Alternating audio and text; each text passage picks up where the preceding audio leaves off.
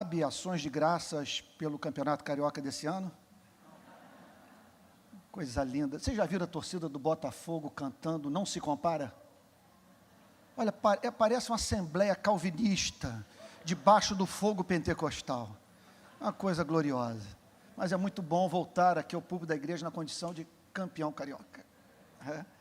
E que a igreja diga amém. Então tá bom. Lá na igreja a gente tem uma reunião de libertação toda quinta para flamenguistas. Eles entram, são curados, é um negócio maravilhoso, liberta mesmo. Muda tudo. Irmãos queridos, eu estou lá na nossa igreja, na Barra, fazendo uma exposição sobre o Evangelho de João. Então, o que eu tenho procurado fazer? Das exposições bíblicas, é claro que o compasso não é o mesmo, uma vez que lá eu estou expondo o Evangelho de João semanalmente, e aqui uma vez por mês. Mas o que eu faço? Eu procuro extrair o que eu julguei mais importante nessas exposições bíblicas, e então, assim, trazer para o púlpito da nossa querida Igreja Betânia. E, portanto, hoje, fiz uma exposição pela manhã sobre João, capítulo 8, e é o texto para o qual eu gostaria de chamar a atenção de todos nessa noite. João, capítulo 8. Se já fiz uma exposição sobre este texto aqui na Igreja Presbiteriana Betânia, vocês podem ter certeza que não será a mesma. É claro, o tempo muda, nossas vidas também, a percepção do texto das Sagradas Escrituras e o nível de iluminação projetada pelo Espírito Santo no texto, mediante o diálogo com os estudiosos desta mesma passagem, que ao longo desses 2000 anos examinaram e lançaram, portanto, muita luz sobre o texto. João, capítulo 8, versículo 1. É uma narrativa bíblica. Então, nós encontramos na palavra de Deus seções doutrinárias e seções narrativas. Das narrativas do Novo Testamento, poucas nos ajudam tanto a entender o espírito e a essência do Evangelho quanto esta. Aqui Jesus é revelado com absoluta clareza, como também o poder corruptor das instituições religiosas e como que o Evangelho pode nos proteger de padres e pastores. Então vamos ao texto, João capítulo 8, verso 1. Jesus, entretanto, foi para o Monte das Oliveiras. Ele havia passado aquela madrugada no monte, depois de um dia de conflito, de debate, de acusações sofridas no templo, em Jerusalém. Então, ali uma distância de aproximadamente 1 quilômetro, o Senhor Jesus sai do templo, passa pelo Vale de Cedron e sobe o Monte das Oliveiras. De madrugada, o texto diz que ele volta novamente para o templo e todo o povo ia ter com ele, e assentado os ensinava. Havia várias lideranças e mestres e teólogos, intérpretes da lei, ali no pátio do templo, que era uma extensão muito ampla, pregando sobre o Velho Testamento, mas quando o Senhor Jesus aparece, os que ali se encontravam presentes partem para a direção de Cristo. O que nos ensina, portanto, aqui eu não posso deixar passar em branco este fato, embora ele não faça parte do eixo central do que gostaria de tratar nesta noite, mas aqui fica uma lição para todos nós. Jamais cave oportunidade para pregar.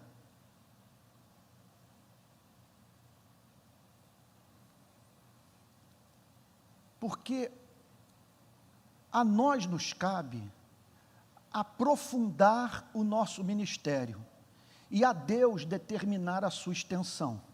Me lembro de ter sido procurado por um jovem pregador do Nordeste que me disse a seguinte coisa: eu quero ser um grande pregador. Falou nesses termos para mim: quero ser um grande pregador. Ao que me virei para ele e disse: procure, antes de ser um grande pregador, ser um grande amante. Amar a Deus e aos homens, ser santo, porque se você for santo, se você amar as pessoas, amar o Evangelho, amar a Cristo, amar o Pai, você vai ver na Bíblia o que os teólogos não conseguem enxergar. Haverá originalidade na sua pregação, e você pregará passando a impressão para as pessoas que você tem interesse pelas suas vidas. O nosso trabalho de pregador pressupõe amor. Nós nos levantamos para falar porque amamos as pessoas, e a boa, a santa, gloriosa pregação flui desse amor que nos remete para as Sagradas Escrituras, que nos coloca de pé e que é fogo nos nossos ossos. Por isso que quando Jesus aparece, as pessoas o cercam para ouvir a sua mensagem. De madrugada, voltou novamente para o templo e todo o povo ia ter com ele, e assentado os ensinava. Lembro-me que na minha última pregação aqui na Igreja Betânia, enfatizei este fato, que o Senhor Jesus é encontrado frequentemente no Novo Testamento ensinando. Portanto, não venha para uma igreja como essa apenas em busca de uma experiência mística que o saque dos seus problemas. Procure entendimento, procure conhecer a verdade. Empregue o seu cérebro, porque os cristãos que mais sofrem, tropeçam, os mais problemáticos, costumam ser aqueles aos quais falta entendimento da verdade. Então, o Senhor Jesus, no seu amor, que o movia a servir as pessoas, se dedicava à tarefa de dar instrução a elas. Porque esse é o método de Deus: e conhecereis a verdade, e a verdade vos libertará. Os escribas e fariseus, quem são estes? Os escribas, os teólogos, os responsáveis pela produção teológica, os intérpretes do Velho Testamento. E os fariseus, os membros da seita mais radical do judaísmo. Trouxeram à sua presença uma mulher surpreendida em adultério. Interessante. Quanto que o Senhor Jesus passava a noite juntamente com os seus discípulos em alguma casa no Monte das Oliveiras, uma mulher mantinha intercurso sexual com um homem. E essa mulher é trazida pelos escribas e fariseus para dentro do templo. E aqui nos chama a atenção um fato: ninguém adultera sozinho. Cadê o homem? O que significa, portanto, que nem tudo da pauta feminista deve ser rechaçada por nós, ou rechaçado por nós. Porque se entendemos que o nosso chamado é um chamado para o exercício da misericórdia, e o exercício dessa misericórdia é a expressão mais concreta de novo nascimento, não há mínima dúvida que nós cristãos devemos ser misericordiosos para com as mulheres, porque o que nós encontramos nesta passagem é elemento presente na cultura de todos os povos em todas as eras. Cadê o homem que estava com essa mulher na cama? Porque só ela foi levada ao templo. Os escribas e fariseus trouxeram à sua presença uma mulher surpreendida em adultério, fazendo-a ficar de pé no meio de todos. É chamado da igreja a dar visibilidade às pessoas, fazer com que elas sejam vistas, a fim de serem amadas. Esses homens deram visibilidade a ela, mas da pior forma possível, expondo sua vida. Aqui é a religião dedicada à tarefa de destruir vidas humanas. Então, jamais duvide do fato de que em toda a igreja local há filhos de Deus e filhos de Satanás. E que há pessoas no nosso meio que não se converteram, não vão se converter jamais. E que ao lado de outras que se recusam a crescer espiritualmente, cumprem esse papel nefasto de usar a Bíblia para destruir vidas humanas. Vejam, portanto, a importância de nós nos protegermos da religião. Isso tudo aqui pode se voltar contra as nossas vidas. Ninguém lida com a instituição religiosa impunemente. Foram religiosos que mataram a Cristo, ou que pelo menos botaram Cristo nas mãos dos detentores do poder político, e são religiosos com a Bíblia aberta no livro de Deuteronômio, no livro de Levítico, que naquela manhã estavam usando, repito, a Bíblia para destruir a vida de uma mulher. E mais do que isso, e fazendo-a ficar de pé no meio de todos.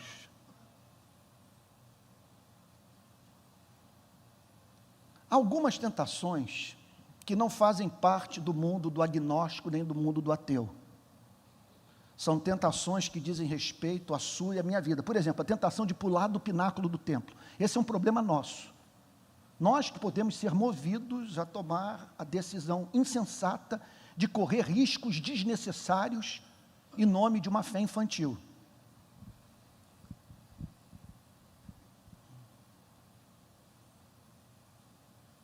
Quando eu olho para essa passagem, percebo uma outra tentação.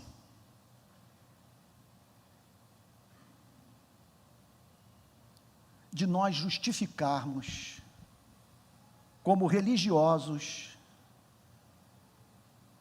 as nossas canalices usando textos extraídos das Sagradas Escrituras,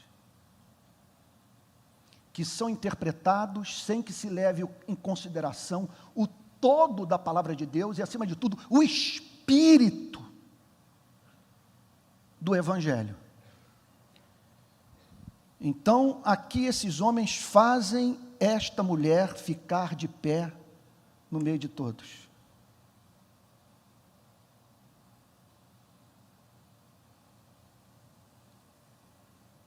Expondo sua vida desnecessariamente. Lembro-me do reverendo Antônio Elias ter me contado a história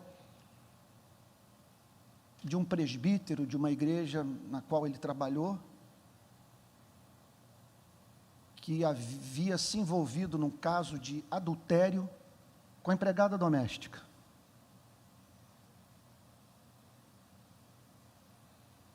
Eu me lembro com emoção, e dele falar com emoção sobre o tratamento que ele deu a esse presbítero. Ele ficou sabendo do caso e disse a seguinte coisa: olha, vamos fazer algo, isso vai ficar entre nós dois. Eu não vou levar esse assunto nem para o conselho da igreja. Não vamos conversar com ninguém, eu só peço que você, com discrição, se afaste do que está fazendo, a fim de sua vida ser restaurada. E foi o que ele fez. E o reverendo conta que por não ter deixado aquele irmão nu, pelado, em praça pública, ele teve o seu casamento preservado, se arrependeu do que havia feito, e 2 dos seus filhos se envolveram com o ministério sagrado. O que teria acontecido com a vida daquele presbítero se o reverendo tivesse trazido na frente da igreja para dar visibilidade para a vergonha humana? Isso não é coisa de crente.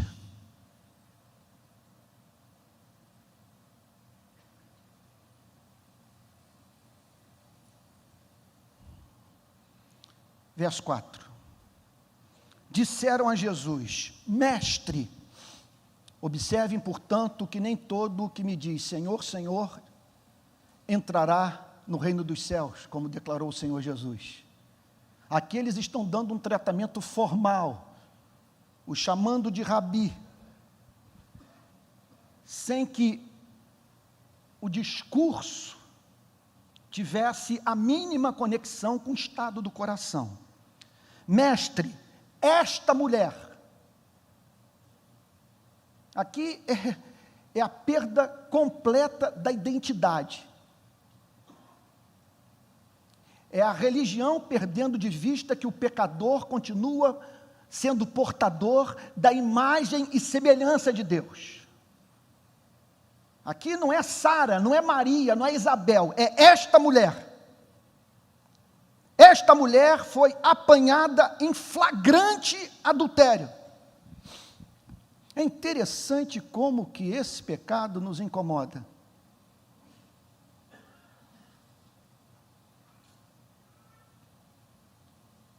Agora, sugiro a você, a fim de que você tenha ideia do que os pecados de natureza sexual representam para Deus, quando comparados a outros pecados, que você faça um levantamento nas Sagradas Escrituras de todas as passagens que diretamente falam sobre sexo, e compare com as passagens bíblicas que falam sobre o pobre, sobre o exercício da misericórdia, sobre a justiça social. Você vai ficar chocado e chegará à conclusão que há alguma coisa de equivocada com a nossa ética, com a interpretação das Sagradas Escrituras.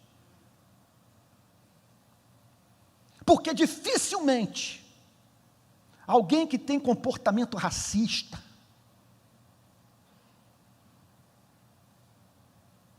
alguém que explora a mão de obra da classe trabalhadora, um avarento, um mentiroso, recebe esse tratamento por parte da religião. Não é nada novo. E aqui nós estamos vendo, repito, esses homens com a Bíblia aberta, com essa ética truncada, usando a Bíblia para destruir a vida de um ser criado à imagem e semelhança de Deus. Esta mulher foi apanhada em flagrante adultério, em plena festa dos tabernáculos. Ela passou essa madrugada na cama com o homem. E tem mais, na lei, em Levítico 20, verso 10, em Deuteronômio 20, ou 22, versos 22 e 24, nos mandou Moisés que tais mulheres sejam apedrejadas. Tu, pois, que dizes? Parece as mensagens que eu recebo nas redes sociais. O que o senhor tem a dizer sobre ideologia de gênero? O que o senhor tem a dizer sobre aborto? De pessoas que torcem para que eu emita uma opinião sobre alguns desses temas que me comprometa.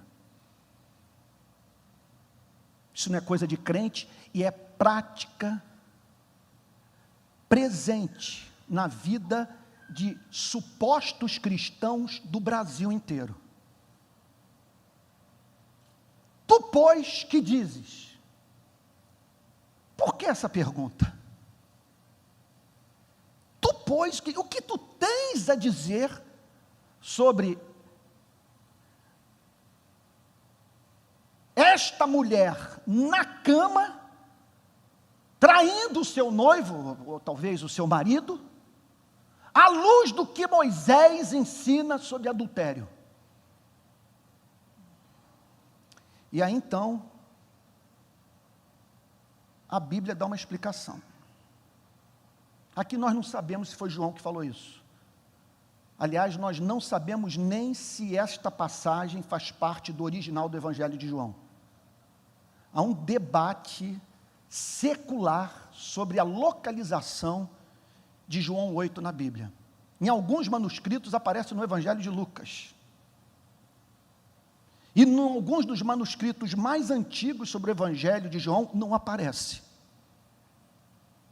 Agostinho chega ao ponto de fazer o seguinte comentário: eu temo que essa passagem tenha sido tirada das Sagradas Escrituras por conta de pessoas temerem esse Cristo liberal,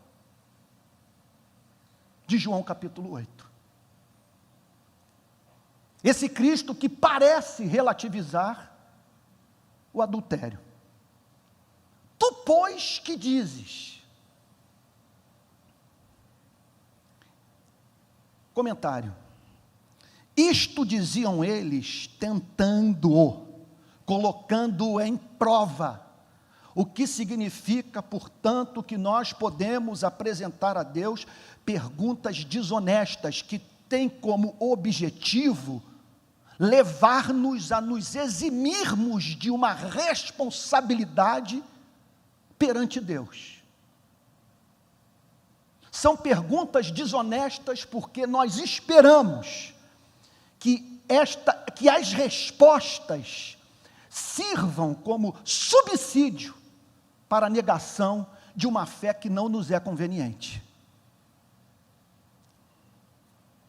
Isto diziam eles, colocando em prova, para terem de que o acusar.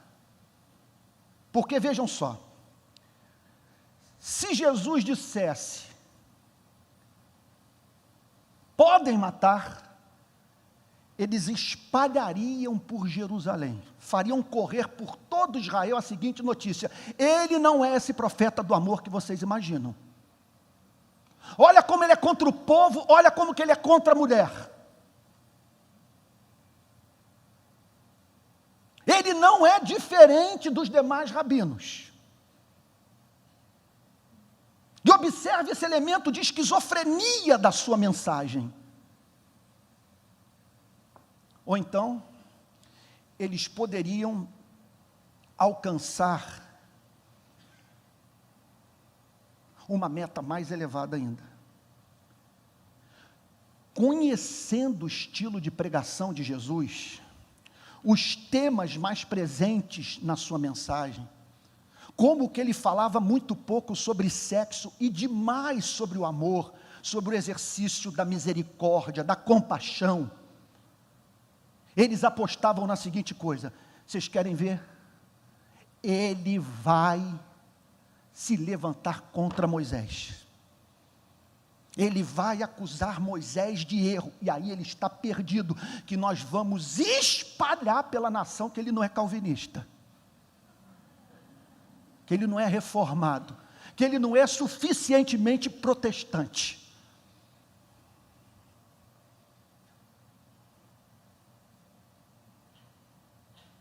Isto diziam eles, tentando para terem de que o acusar.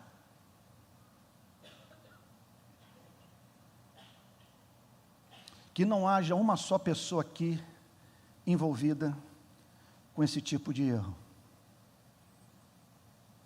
Que não haja uma só pessoa aqui dando as boas-vindas à incredulidade. Eu me lembro que quando eu me aproximei dessa igreja, os meus primeiros anos de convertido, eu dividia muito as minhas experiências com o meu querido Vanderlei, especialmente pelo fato de termos morado juntos no período de seminário, nós vivemos então no internato, no Seminário Presbiteriano do Norte, eu dividia essas lutas com ele, crises de fé incessantes. O diabo não me dava trégua. Os ataques vinham de todos os lados, o que foi de um valor incalculável para a minha vida, porque me pôs para amar os livros, para estudar apologética, para procurar fundamento para a minha fé e exatidão para a minha teologia. Mas que dias de tormento!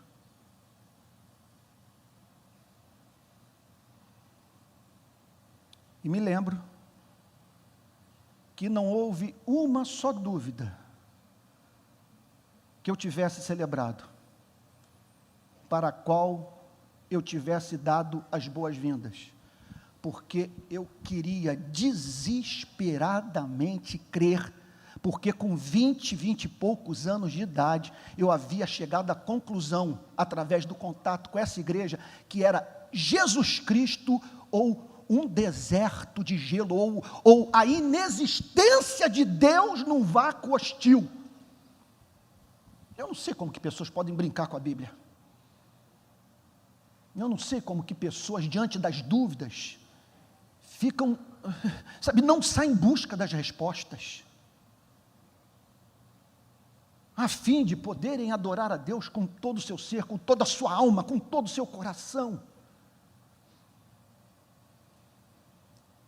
E isto diziam eles, tentando para terem de que o acusar.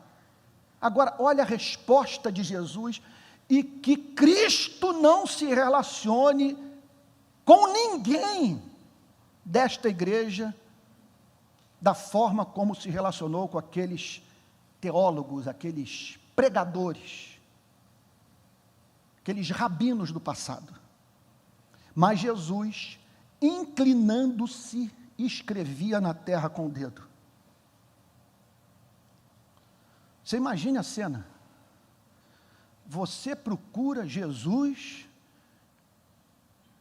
e Jesus diz: eu não tenho tempo para perder com a sua sem-vergonhice. Ele não olha nos seus olhos, ele o ignora, ele se volta para o chão. Como que se a dizer, essa gente está brincando de religião. E aí entra aqui a dúvida horrorosa de todos os estudiosos do Novo Testamento acerca do conteúdo da escrita, o que ele estava escrevendo ali. Ninguém pode dizer. Alguns afirmam que ele estava botando os nomes dos escribas e fariseus e os associando com os pecados com os quais eles estavam envolvidos.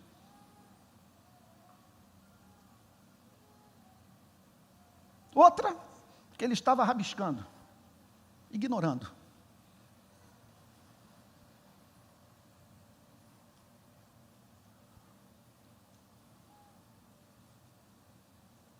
Numa interpretação livre, sem a mínima certeza de que o que eu estou dizendo corresponde à realidade dos fatos, muito embora haja fundamento teológico do que eu vou lhes dizer,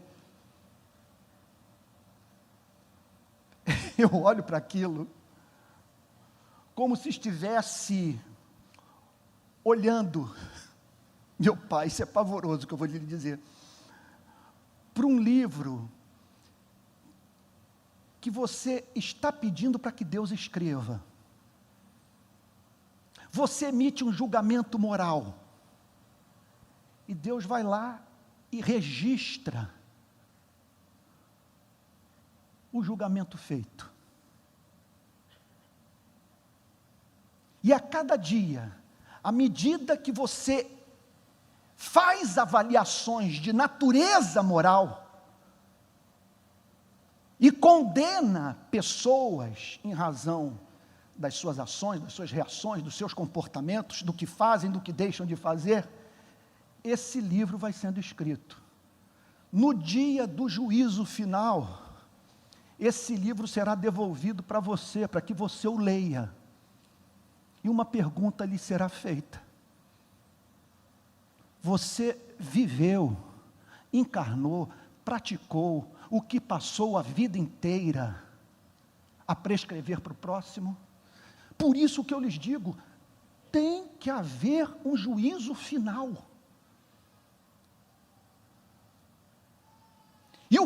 E a base, o fundamento do julgamento, são as nossas próprias palavras, como seres morais que não conseguem passar por esta vida sem fazer avaliações de natureza moral. Bom, o fato é o seguinte, o mais certo quanto a essa atitude de Cristo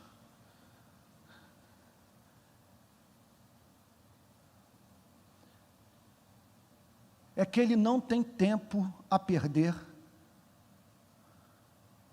com religiosos empedernidos,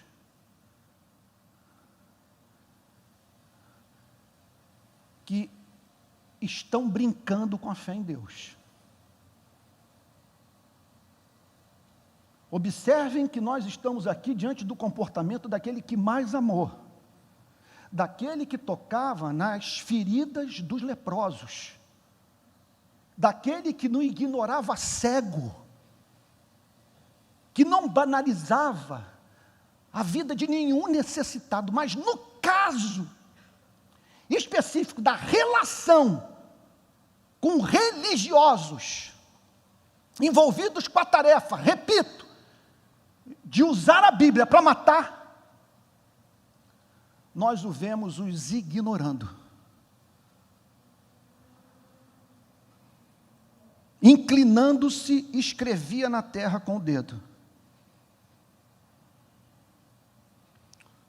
Como insistissem na pergunta, por que que eles insistiram na pergunta? Porque o Senhor Jesus guardou silêncio.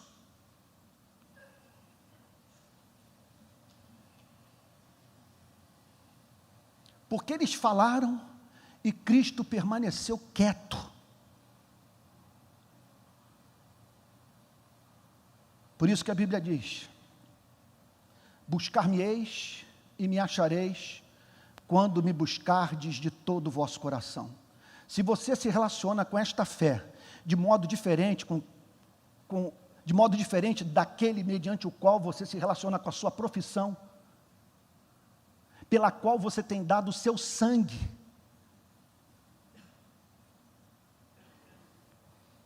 obviamente,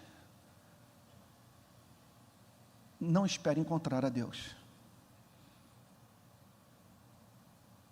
A resposta será essa. Como insistissem na pergunta, insistissem no quê? No plano de matar Jesus Cristo.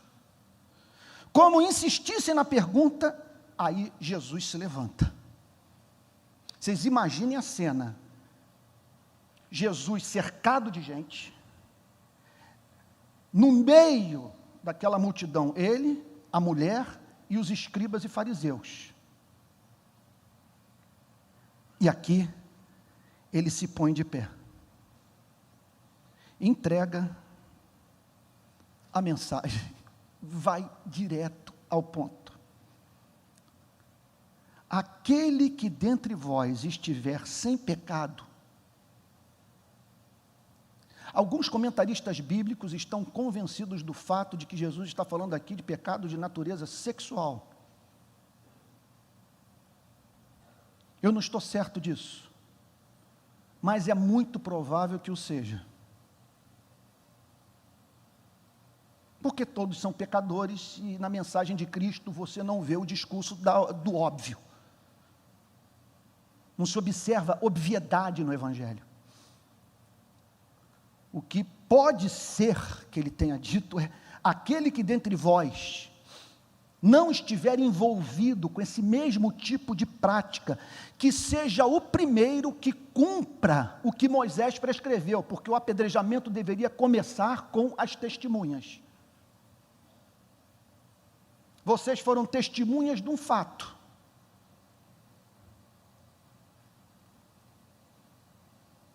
E se sentem, portanto, em condição de tomarem assento no trono de Deus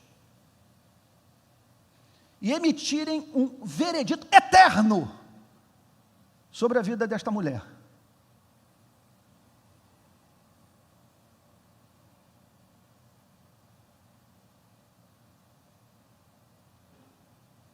Esses dias eu aconselhava uma pessoa e ela falava dos amigos, dos parentes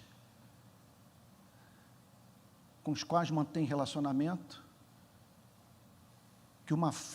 que de uma forma ou de outra machucavam, segundo ela. Enquanto que eu ouvia o seu desabafo, uma pessoa que inclusive estava experimentando uma dor sincera, uma dor verdadeira.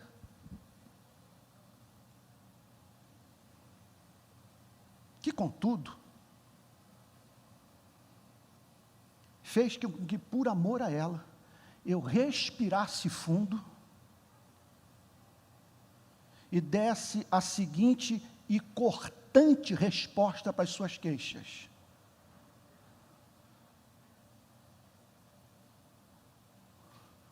Você não se comporta como uma pecadora que merece o inferno, você se comporta como uma rainha.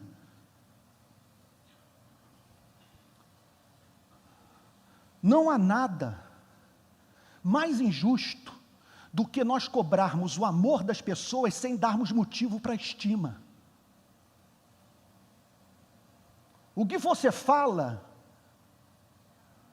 não é leitura da vida própria de quem vê a manutenção do seu batimento cardíaco como um ato de condescendência divina, de infinita paciência. É em razão desse conceito elevado de si mesma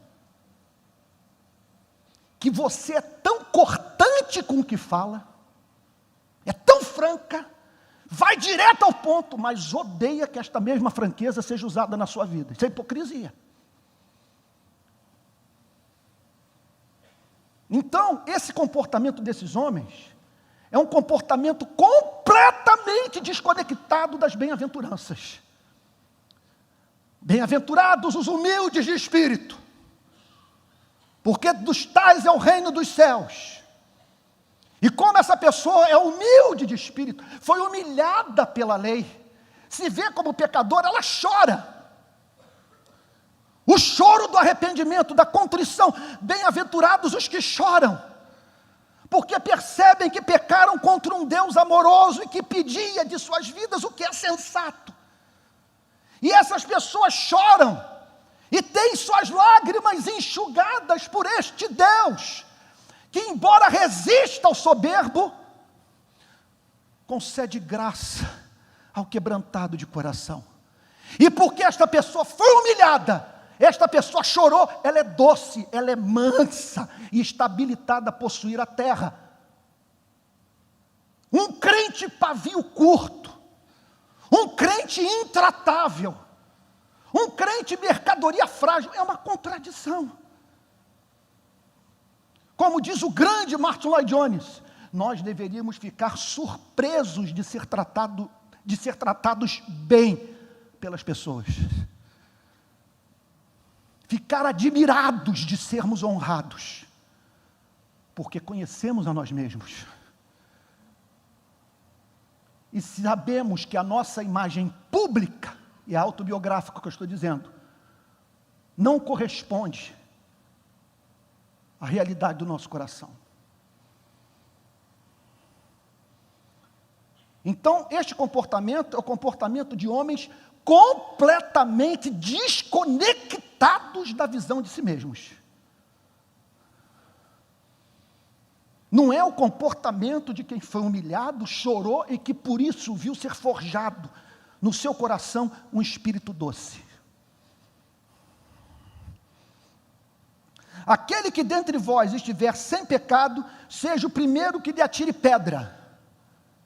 Aquele que dentre vós for partícipe da santidade de Deus. Aquele que entre vós for da referência do que é belo, do que é justo, do que é santo, que seja o primeiro a prescrever a sentença de morte para essa mulher. E aí então, o que mais ama, o que nos ensinou a tratar todos com dignidade, ignora os teólogos.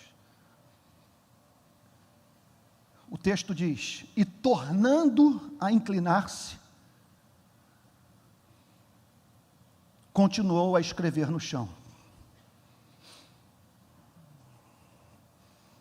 Mas ouvindo eles esta resposta, e acusados pela própria consciência, aqui o texto não está falando de convicção de pecado, aqui o texto não está falando de arrependimento que conduz à salvação, o texto está falando aqui de um sentimento de culpa. O texto está falando aqui de uma espécie de aritmética moral que você não precisa ser regenerado para estar habilitado a fazer. Mas ouvindo eles esta resposta e acusados pela própria consciência, foram se retirando um por um, a começar pelos mais velhos, a coroada, os rabinos, os teólogos, os professores de teologia, foram os primeiros a se retirar. Ia fazer uma piada que eu fiz hoje lá na igreja, mas talvez não seja sábio.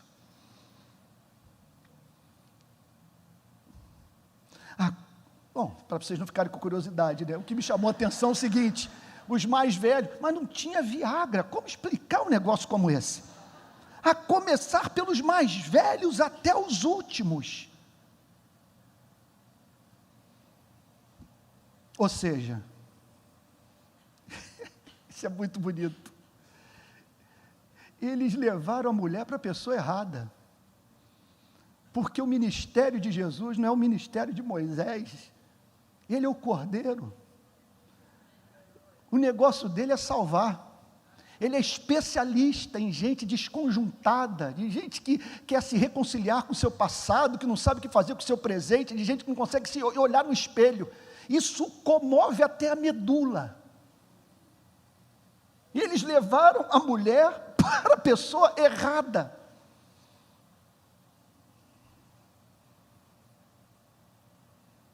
Ficando só Jesus e a mulher no meio onde estava.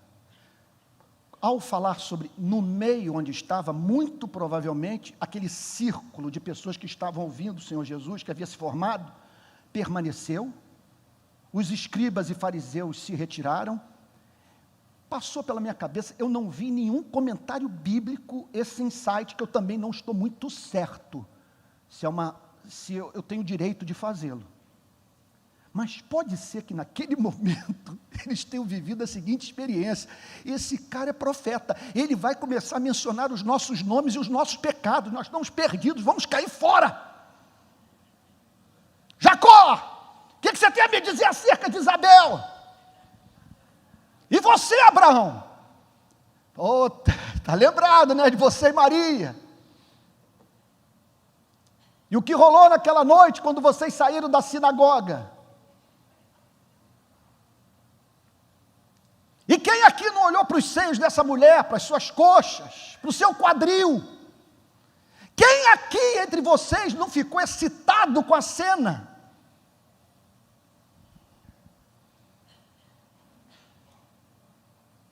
E aí fica só o Senhor Jesus e a mulher no meio onde estava. E aí, gente, esse mistério da vida, a providência divina usou essa canalha para que esta mulher se aproximasse de Cristo. O tiro do diabo saiu pela culatra, porque a Bíblia diz que no céu está o nosso Deus e tudo faz como lhe agrada. A porta que ele fecha ninguém abre, a porta que ele abre ninguém fecha. O diabo é o diabo de Deus.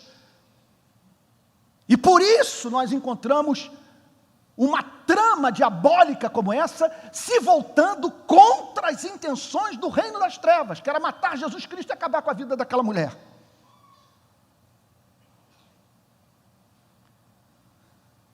Ficando só Jesus e a mulher no meio onde estava. Erguendo-se Jesus, e aqui o Senhor Jesus se coloca de pé novamente. Não vendo a ninguém mais além da mulher, perguntou-lhe: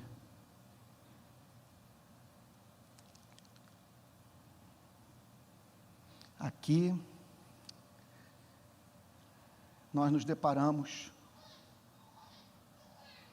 com a ética sexual do Novo Testamento, revelada pela forma como Cristo lidou com essa mulher. Ele não a usou. Ele não a humilhou. Do ponto de vista do contato daquela mulher com o Cristo encarnado,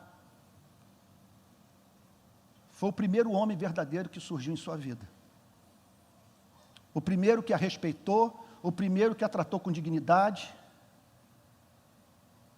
o primeiro que se relacionou com ela sabendo que nós, homens, somos responsáveis pelas mulheres que cativamos. E aqui, portanto, fica um vetor para você e para mim,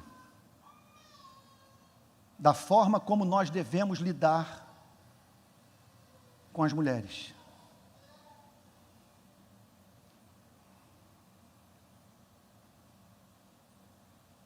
Não temos o direito de nos aproximar de nenhuma mulher,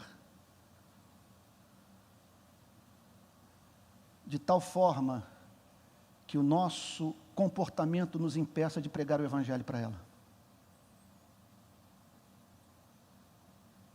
Jesus se habilitou, humanamente falando, a dizer o que disse para esta pobre mulher, em razão do fato de não a ter usado, e com sua atitude misericordiosa, ganhado o seu respeito.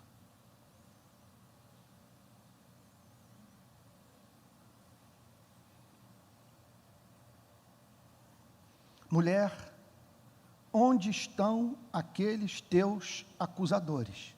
Porque é isso o que o Evangelho quer fazer por você e por mim. Não falta gente nos acusando. A igreja pode se levantar para nos acusar, o pastor, o presbítero, o diácono, Satã, todos os demônios, o juízo final, Moisés, o Antigo Testamento, membros da nossa família, nossa consciência, a religião, o mundo pode se levantar para nos acusar. Qual é a proposta, qual é o desejo, qual é a intenção de Cristo? É se interpor entre nós e aqueles que querem nos levar a desistir de nós mesmos, que querem nos levar a nós desistirmos da esperança de termos a nossa relação com Deus restaurada pela própria graça do Criador. Onde estão aqueles teus acusadores? Ninguém te condenou? Não há como nessas horas nós não nos lembrarmos de Romanos capítulo 8. Que diremos, pois, à vista destas coisas? Se Deus é por nós, quem será contra nós? Aquele que não poupou o seu próprio filho, antes por todos nós o entregou, porventura não nos dará graciosamente com ele todas as coisas? Quem tentará acusação contra os eleitos de Deus? É Deus quem os justifica. Quem os condenará? É Cristo Jesus quem morreu, ou antes quem ressuscitou, o qual está à direita de Deus e também intercede por nós. Eu passei agora uns 6 dias na cidade de Nova York, para gravar um especial para as redes sociais. Então, em razão das informações do frio, disseram que a cidade estava muito fria, eu levei uma bota que eu havia comprado um tempo atrás para neve. A propaganda aguenta 20 graus abaixo de zero. Só que andando o dia inteiro com aquela bota, teve uma gravação que nós fomos de mais ou menos 10 da manhã, até umas 8 horas da noite, e também eu não sei se por estar ficando coroa, já ser coroa, meus pés ficaram inchados, a bota ficou desconfortável, de maneira que eu falei, eu não tenho mais como andar com essa bota. Está causando muito calor, desconforto, está fazendo meu pé doer, e quando o pé incha, eu não consigo mais andar. E então parti para uma loja daquelas e comprei um tênis. Que maravilha! Quando eu botei o tênis. E assim eu fui levado a pensar nessa espécie de relação que nós mantemos com Deus, que pode ser comparada a essa bota apertada. Essa coisa que faz a gente doer, andar se arrastando. Gente, não é possível que o Filho de Deus tenha assumido a forma humana, tenha sido espancado, torturado, posto no madeiro, para nós continuarmos a viver, sabe, nos arrastando pela vida, incapazes de deixarmos o passado passar. E a graça divina reprocessar a nossa história. E aqui está o Senhor Jesus dizendo, ninguém te condenou. A parte final é maravilhosa. Ninguém, Senhor. Ninguém. É aqui que, em parte, a crise do divã se resolve, em parte.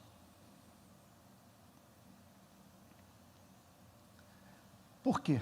Eu abri mão de negar fatos, eu abri mão de racionalizações, eu abri mão de imputar a minha responsabilidade, a minha constituição genética, as experiências vividas dentro de casa na primeira infância, ao contexto político e econômico. Aqui eu contei com o Evangelho, com a palavra de Cristo, com um Salvador que se dirige a mim nesses termos: ninguém, nem eu tampouco te condeno, vai e não peques mais. Ninguém, Senhor. Então lhe disse Jesus, nem eu tampouco te condeno, vai e não peques mais. Ah, meus amados irmãos, eu tenho 3 verdades a dizer sobre esse verso, que eu não posso me esquecer de nenhuma delas. Orem aí, porque como eu não estou com anotações, são 3 fatos, são proféticos, da mais profunda importância. Vamos lá, que Deus me ajude a apresentar todos eles. Número 1.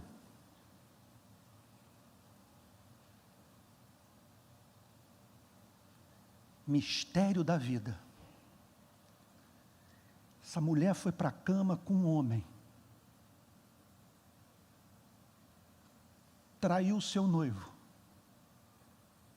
pecou contra o seu marido, mas Deus usou o adultério para que ela se tornasse melhor, em razão do seu encontro com Cristo, de maneira que aquele homem receberia uma mulher mais santa dentro de casa, porque a graça reprocessadora entrou em atuação e transformou a maldição em bênção, a vergonha em fé, a humilhação em justificação.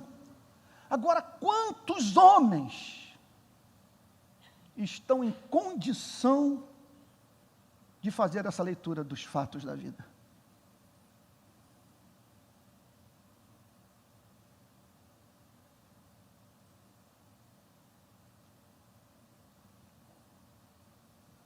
Eu concordo com C.S. Lewis, quando ele diz que Deus nem sempre dá a nós a vitória sobre o pecado. Durante um tempo, Ele dá perseverança para que a gente lute contra o pecado, sem nos dar a vitória. É uma das explicações que eu encontro na vida para as minhas surpreendentes fraquezas.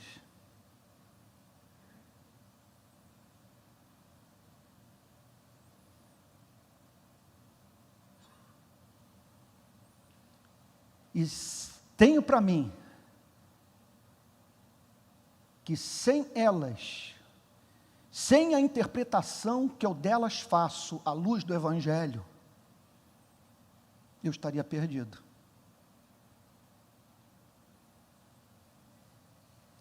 Porque são elas que, depois de um congresso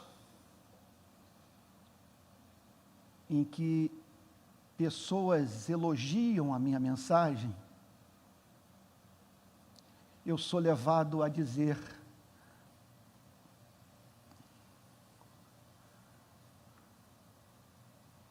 um pregador pode se tornar popular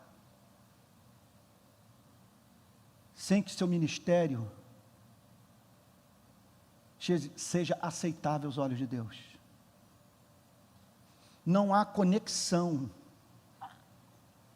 sempre entre performance no púlpito e santidade de vida, pois na Bíblia até uma mula pode comunicar a verdade.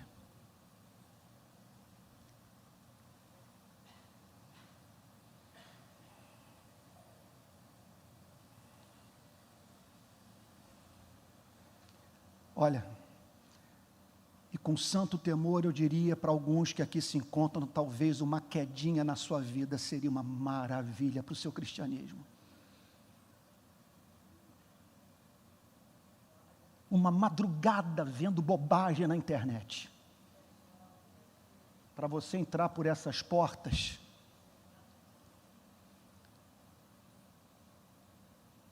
deixando do lado de fora o seu cetro, sua coroa, a fim de se cingir de uma toalha para lavar os pés dos seus companheiros de tentação.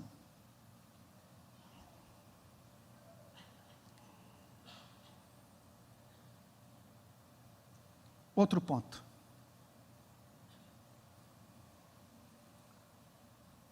Nem eu tampouco te condeno.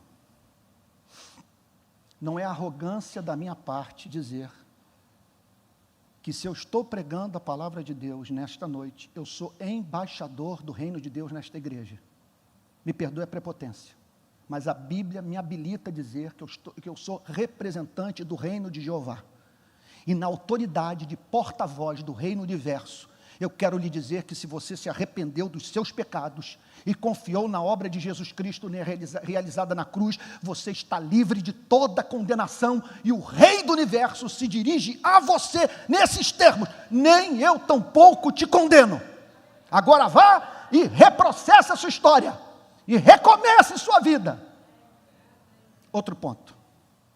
O Espírito Santo me ajudou, porque eu guardei os 3 pontos finais.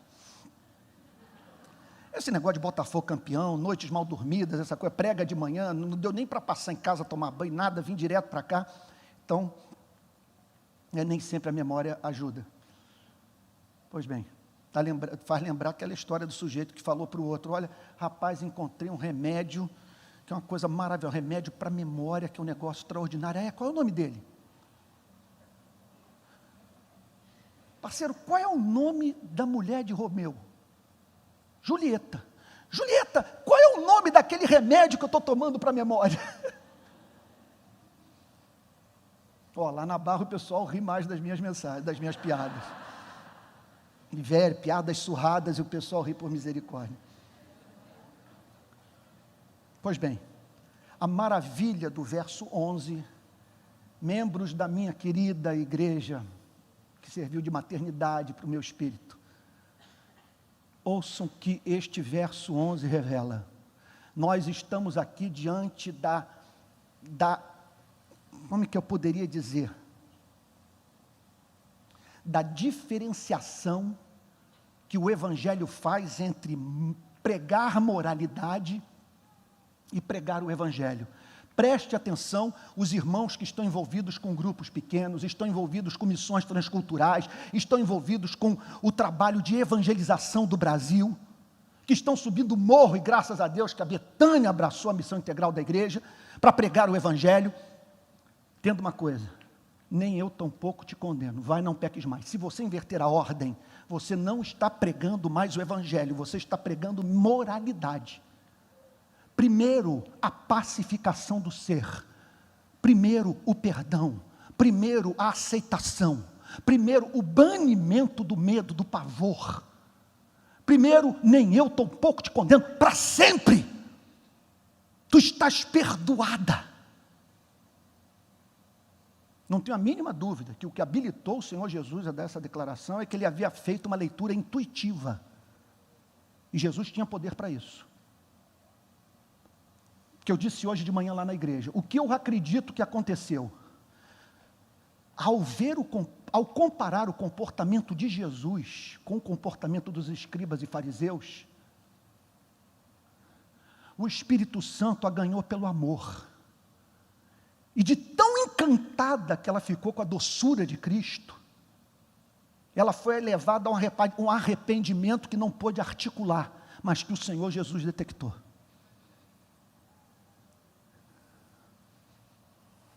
Nem eu, tampouco. Meu Deus do céu, olha o que ele está dizendo. Os tarados não puderam condená-la, porque foram calados por Cristo. O diabo teve que fechar a boca. Moisés saiu correndo. Que observem, aqui eu estou entrando num terreno ultra pantanoso. Porque não há mínima dúvida que o Senhor Jesus está dizendo o seguinte, que parte do Velho Testamento não nos diz mais respeito, caducou. O que o Jesus está dizendo é o seguinte, que a ética evoluiu com a vinda dele. Não há mínima dúvida. Aqui a Bíblia está fazendo uma diferenciação entre leis morais, leis civis e leis cerimoniais. Não temos mais que ouvir as leis civis do Antigo Testamento, elas caducaram. Isso aqui era lei civil. Não temos mais que nos preocupar com leis cerimoniais. O culto é simples, é batismo, ceia, pregação, oração. Resta o amor, as leis morais, os 10 mandamentos.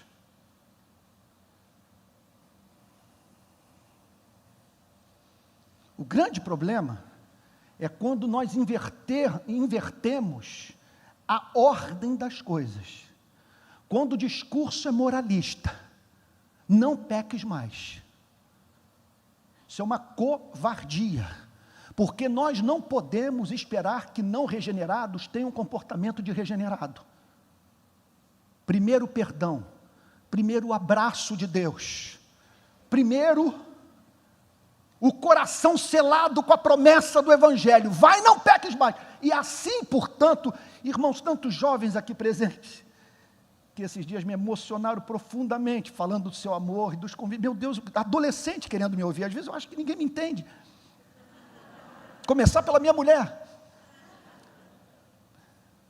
Entenda uma coisa, assim é o discipulado. A gente não começa falando sobre homossexualismo. Nós não começamos falando sobre castidade. Nem sobre justiça social, nem sobre o pobre. Primeira coisa é o Evangelho. Você já se reconciliou com Deus? Você já recebeu o beijo de Cristo? Já sentiu o seu abraço? Aí sim, essa pessoa pode dizer, nunca fui tão feliz em minha vida.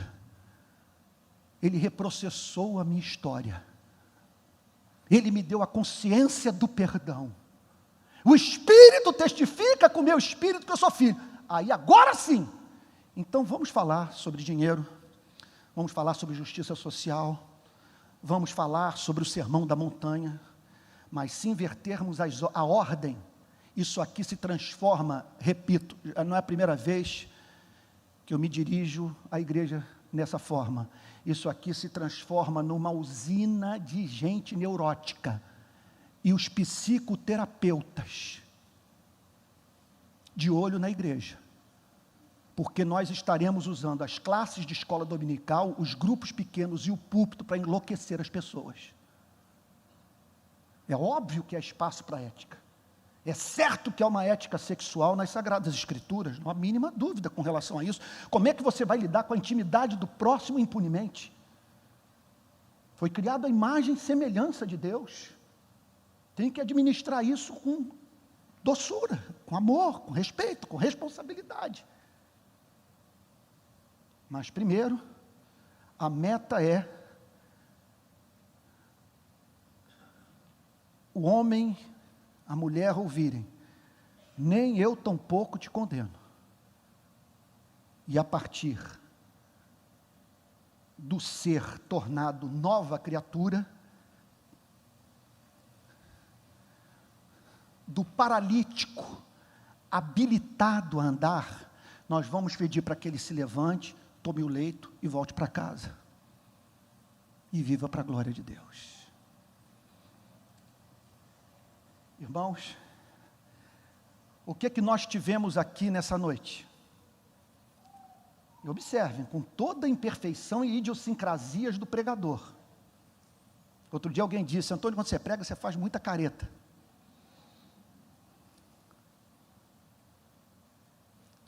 Mas eu não tenho dúvida que examinar esse texto é uma experiência apologética. O que eu estou querendo dizer?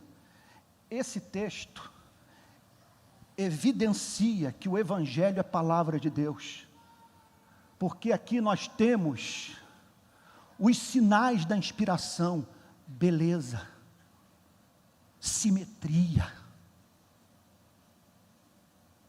equilíbrio, doçura, verdade, franqueza, e um Cristo absolutamente encantador,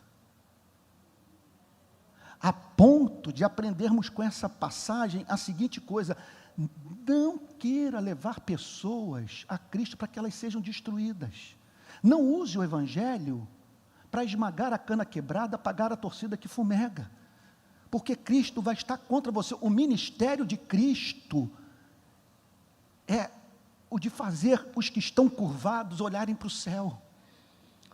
O ministério de Cristo é fazer com que o homem e a mulher possam dizer: eu sou do meu amado e o meu amado é meu. Que Deus os abençoe em nome de Jesus. Que essa noite tenha sido uma noite de libertação para a vida dessa igreja em nome de Jesus. Vamos ficar de pé? Meu querido companheiro de confissão, pode vir aqui orar? Domingo passado o pastor Vanderlei pregou na igreja. Os irmãos hoje me disseram: foi uma bênção. Uma bênção. E agora eu vou pedir para que ele ore.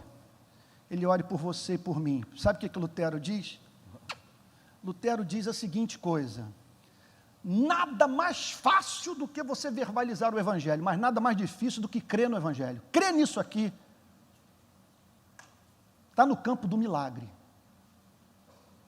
Crer num Cristo como esse, que ampara, que justifica, que silencia a lei, faz Moisés voltar para o seu devido lugar.